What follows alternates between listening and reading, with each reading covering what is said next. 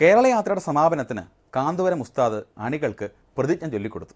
ഇതിനിടയിൽ പൊളിറ്റിക്സിന്റെ ക്യാമറ കണ്ട ചില കാഴ്ചകളിലേക്ക്.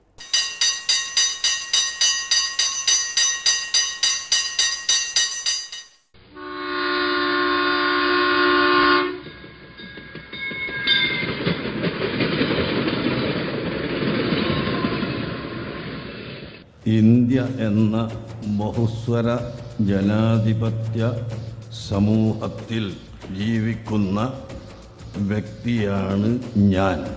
അനാവശ്യമായ വാക്കുകൾ കൊണ്ടോ പ്രവർത്തനങ്ങൾ കൊണ്ടോ സമീപനങ്ങൾ കൊണ്ടോ ആരെയും ബുദ്ധിമുട്ടിക്കില്ല.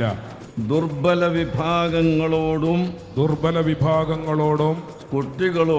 കുട്ടികളോടും സ്നേഹത്തോടെ പെരുമാറുകയും അവരെ വേദനിപ്പിക്കുന്ന പ്രവർത്തികൾ എന്റെ ഭാഗത്തു നിന്ന് ഉണ്ടാവുകയില്ല. എനിക്കർഹതയില്ലാത്ത ഒന്നും ഞാൻ കൈവശപ്പെടുത്തുകയില്ല. രാഷ്ട്രീയ മത ജാതി വർഗ താൽപര്യത്തിന്റെ പേരിൽ നടക്കുന്ന എല്ലാ വിധ്വംസക പ്രവർത്തനങ്ങളെയും ഞാൻ വെറുക്കുന്നു. അഞ്ചാം മന്ത്രി പ്രശ്നത്തിൽ രണ്ടു തട്ടിലായ ലീഗും കോൺഗ്രസും നെയ്യാറ്റിൻകരയിലെ നെയ്യ് പുരട്ടി താൽക്കാലികമായി വേദന ശമിപ്പിച്ചു എന്നാണ് കോൺഗ്രസ്സുകാർ പോലും പറയുന്നത്. എന്നാലും പ്രശ്നങ്ങൾ പുകയുന്നുണ്ട്. ലീഗിൻ്റെ ശത്രുവിനോട് അതുകൊണ്ട് മാനവികമായി ഒരു അടുപ്പം കാണിക്കുന്നതിൽ എന്തൊക്കെയോ പൊളിറ്റിക്സ് ഇല്ലേ? ശത്രുവിൻ്റെ ശത്രു മിത്രം.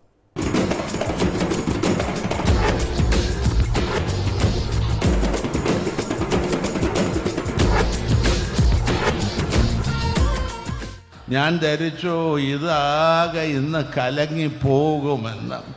പക്ഷേ എന്താണ് ഉസ്താദ് ഇതിന് ചെയ്തത് എന്ന് അന്വേഷിക്കേണ്ടിയിരിക്കുന്നു. അതുകൂടി അന്വേഷണ വിധേയമാക്കണമെന്ന് ചിലർ പറയാനിടയുണ്ട് എന്ന് മാത്രമേ ഞാൻ പറയുന്നു. പിന്നെ ഉസ്താദിനൊരു കാര്യമുണ്ട്. ഉസ്താദിനെ തലേ ദിവസം വരെ കുറ്റം പറഞ്ഞാലും ഇലക്ഷൻ്റെ സമയമാകുമ്പോൾ ഉസ്താദിനെ വന്നൊന്ന് കണ്ണീര് കാണിച്ചാൽ അപ്പോൾ ഉസ്താദ് ഒന്ന് മാറുന്നൊരു സ്വഭാവം. പക്ഷേ അതുകൊണ്ട് എന്താ ഉണ്ടാവുക പിന്നീട് ഇലക്ഷൻ കഴിയുമ്പോൾ ഉസ്താദ് മനസ്സിലാക്കാറുമുണ്ട്. ഇതൊക്കെ ദൈവം നമുക്ക് തരുന്ന ചില സൂചനകളാണ്. ഇതെല്ലാം അദ്ദേഹത്തിൻ്റെ മനസ്സ് ശുദ്ധമായതുകൊണ്ടാണ് ആരും എന്ത് ചെയ്തിട്ട് കേൾക്കാത്തത്. ഇതിൽ അസൂയപ്പെട്ടിട്ടൊന്നും കാര്യമില്ല. ഏതായാലും ഈ സമ്മേളനം ഒരു കാര്യം തെളിയിക്കപ്പെട്ടിരിക്കുകയാണ്. മുസ്ലിം സമുദായത്തിൽ ഏറ്റവും ഉന്നതനായ നേതാവ് കാന്തപുരം ഉസ്താദാണ്.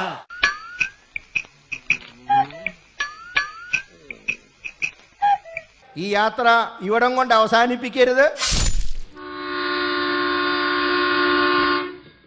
വളരെ ഗംഭീരമായി സംഘടിപ്പിക്കപ്പെട്ട ഈ സമാപന സമ്മേളനം ഏത് ഈവൻറ്റ് മാനേജ്മെൻറ്റ് കമ്പനിയാണ് നടത്തിയതെന്ന് പെരുന്ന സുകുമാരൻ നായരും കണിച്ചുളങ്ങര വെള്ളാപ്പള്ളിയും തിരക്കുന്നത് വളരെ നന്നായിരിക്കും. എന്തായാലും ഉടൻ തന്നെ ഇത്തരമൊരു യാത്രയ്ക്ക് വേണ്ടി അവർക്കും ട്രെയിൻ ചാർട്ട് ചെയ്യേണ്ടി വരും.